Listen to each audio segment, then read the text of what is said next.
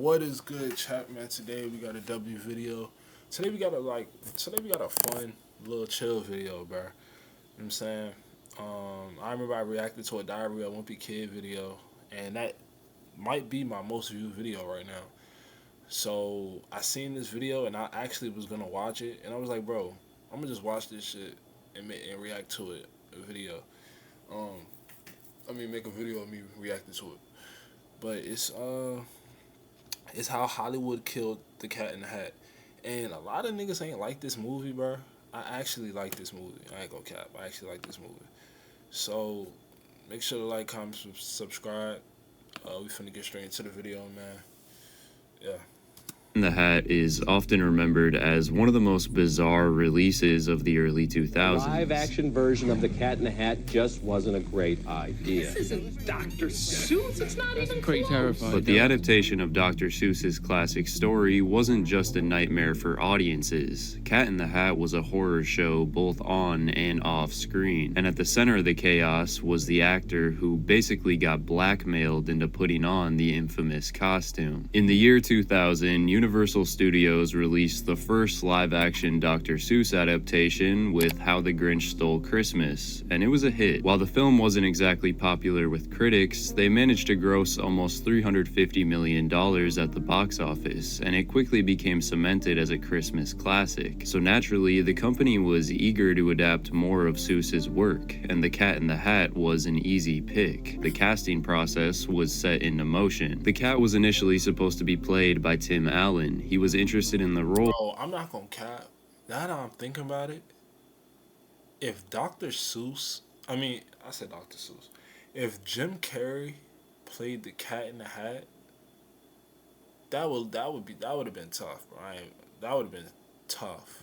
And even did some early stage preparation, but due to conflicting schedules with two other projects at the time, he ultimately dropped out. That's when the name Mike Myers came up, but the studio was reluctant. Myers should have been a great pick. He was known for his background in playing roles with larger-than-life cartoonish characteristics, perfect for capturing the whimsy of a Dr. Seuss book, and should have been a strong follow-up to Jim Carrey's iconic performance in The Grinch. But Mike was, to say the least, creatively conflicted at the time. In the late 90s, he had been working on a movie based on his popular Saturday Night Live character, Dieter. Welcome to Sprocket. I'm your host, Dieter. There was a deal with Universal, and they had already dumped millions of dollars into funding it when Myers decided to back out. He thought it was going to be unfilmable, claiming he could not in good conscience accept $20 million and cheat moviegoers who pay their hard-earned money for my work by making a movie with an unacceptable script. As a result, Universal sued Myers for breach of contract, and in response, he countersued the company. Eventually, they reached a settlement, and as part of Myers' agreement, he was contractually obligated to do another movie for Universal and make up for that loss. That's when he was cast as the titular character of Cat in the Hat, which would end up being a huge.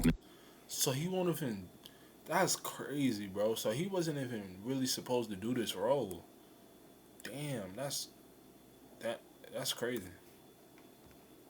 Mistake. The titular character of Cat in the Hat, which would end up being a huge mistake. He clearly did not want to be there. Maybe it was a lack of interest in the role, or maybe he just wanted to spite the company. Whatever the case was, Myers would go on to make the set miserable for everyone. Actress Amy Hill, who played Mrs. Kwan, described him as a diva, stating in an interview that he would rarely talk to any of the cast and crew, basically pretending they didn't exist. If he needed something... Bro, he's getting forced to... Which, I wouldn't have did that. You know what I'm saying? The other castmates just trying to do their job. They just want to... Yeah, they just want to do their job, bro. So I wouldn't have did all that. But, he's pretty much forced to be in this movie. He don't even want to do it. So it's like... talk to any of the cast and crew, basically pretending they didn't exist. If he needed something communicated, he had information relayed through his assistants. She mentioned that he had someone on standby whose job was to just hold a Tupperware of chocolate and deliver them to him whenever he wanted one. He gave his chocolate... Alright, I take that back. I don't understand why. This nigga was a diva. guy more attention than some of his co-stars. It was just a horrible, nightmarish experience. I don't think he got to know anybody. He'd just be with his people and walk away. He would reportedly show up late to set and take ages to get into costume and makeup, forcing everyone to wait for hours and delaying the schedule. When he finally did get to set, the actor micromanaged the entire production. They'd do a take, Mike would go look it over, talk to the director, and then do another take, over and over again. He wasn't communicating with the cast, so they never really knew what he was saying. All they did know was that director Bo Welch gave Myers very little pushback on this behavior, allowing him to constantly challenge the writers. Unfortunately, this was his first time directing a movie, so he was understandably intimidated by someone with Mike Myers' status. And when Myers demanded line changes and refused to shoot scenes, Welch felt he had to sit back and let it happen. It was his way or no way. He was supposed to be playing a beloved character from one of the most iconic picture books of all time, but the off-screen tension made it hard for his co-stars to see him that way. The movie's confusing tone stemmed largely from Myers. Originally, it had a more kid-friendly script, but Mike felt he needed to insert crude adult jokes, innuendos, and awkward one-liners that he thought better suited his comedy style. No, because I ain't gonna cap. There was some scenes in that movie to where it's like, oh, because I think it was one scene where I think he was about to cut. I think they just showed it when he was gonna cut his tail. He was like, "Son of a," and then yeah. I always thought that when I was a kid, like, damn. Well, not when I was a kid, but when I got older and I watched it, I'm like, bro, there is like little adult jokes in there. It was in awkward one-liners that he thought better suited his comedy style. Dirty hoe. Son of a bitch! He was used to the loose, improv-heavy environment of something like Austin Powers, where nearly 40% of the dialogue was improvised, though it should have been easy to see that this wouldn't translate well into a colorful, family-friendly Dr. Seuss movie. He turned the film into something unrecognizable from its original script, although he wasn't the only one to blame for the complicated environment. While this was Bo Welch's directorial debut, he was an experienced production designer, having worked on movies like Beetlejuice and Edward Scissorhands, which undeniably showed in the set design for Cat in the Hat. Rather than filming in an actual town or a traditional studio, they constructed an entire artificial neighborhood. What? Every aspect of it, from plants... Bro, that's tough as hell, bro. That is tough. Bro, I would love to work on something like that. Like, this is a real town. Like, they really built this. You know what I'm saying? That's roads tough. to houses was painted in an oversaturated style to achieve the cartoony, surreal vibe they were aiming for. I think we shot one day on one set where there was something real. That was the grass. Otherwise, everything else was manufactured on the stages we went. Everywhere we went, even the trees were fake.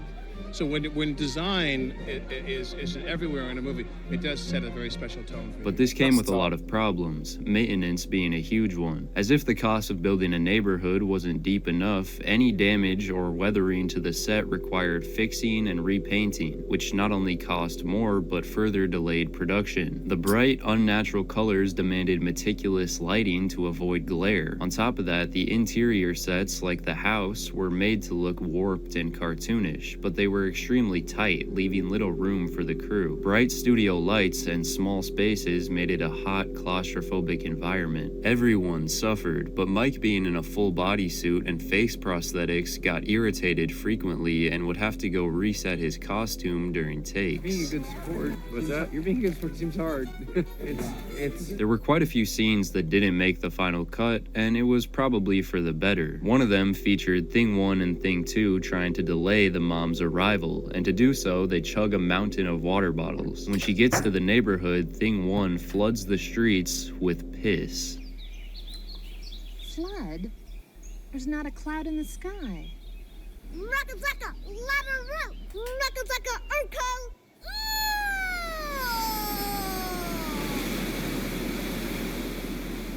Through all the challenges behind the scenes, Universal still had enough confidence in the film's success to greenlight a video game alongside its release, and even planned on making a sequel. However, the movie hit theaters on November 21st, 2003, and it was immediately met with scathing reviews from critics and audiences alike. If there's one thing I've learned from these two movies is that we don't want to see Jim Carrey as a Grinch, and we don't want to see Mike Myers as a cat. It's hard to say who is less. Who don't want to see Jim Carrey as the Grinch? Nigga, you better watch your mouth. I'm sorry. I know there's kids probably watching this. You better watch your mouth. You better watch your mouth. Fuck it. I don't know what you're talking about. Recognizable in The Cat in the Hat, Mike Myers or the actual Cat in the Hat. Let's hope this insult of a movie doesn't taint any child's ability to enjoy the original. Crude humor full of pop culture references. This not only yanks us out of the dreamlike on-screen world, but it makes the film painful to watch. But no one hates. It's a good movie to me. In my opinion, I like the movie. It was funny, you know what I'm saying?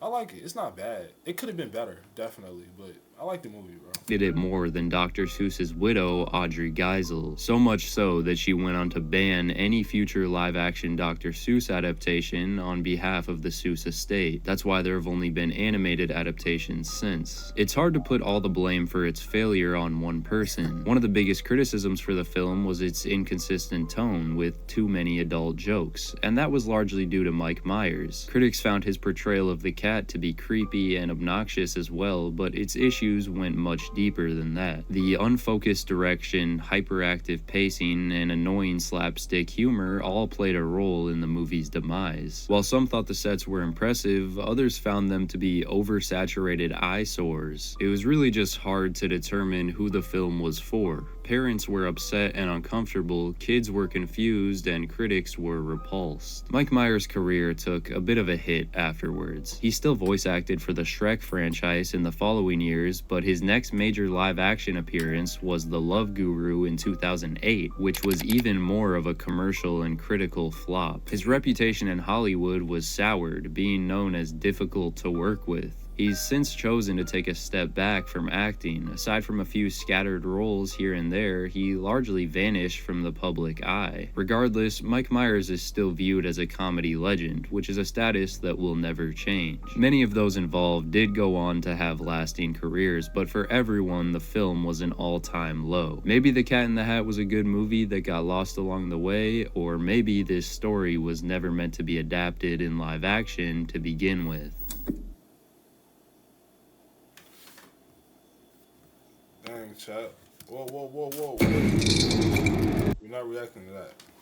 But, dang, chat. I mean, ain't too much to say about it. Like I said before, bro, I like the movie.